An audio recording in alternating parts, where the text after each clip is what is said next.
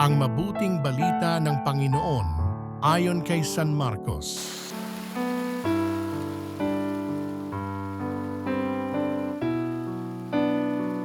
Noong araw na iyon, habang nagtatakip silim na, sinabi ni Jesus sa kanyang mga alagad, "Tumawid tayo sa ibayo." Kaya't iniwan nila ang mga tao at sumakay sa bangkang kinalululanan ni Jesus upang itawid siya. May kasabay pa silang ibang mga bangka. Dumating ang malakas na unos.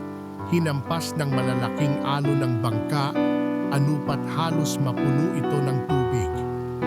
Si Jesus na may nakahilig sa unan sa may hulihan ng bangka at natutulog. Ginising siya ng mga alagad. "Guro," anila, "di ba ninyo alintana? Lulubog na tayo." Bumangon si Jesus at iniutos sa hangin, "Tigil!"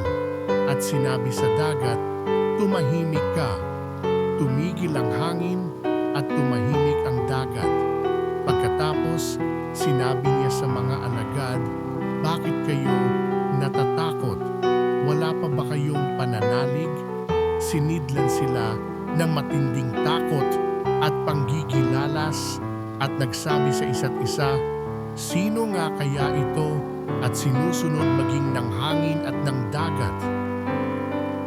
Ang mabuting balita ng Panginoon.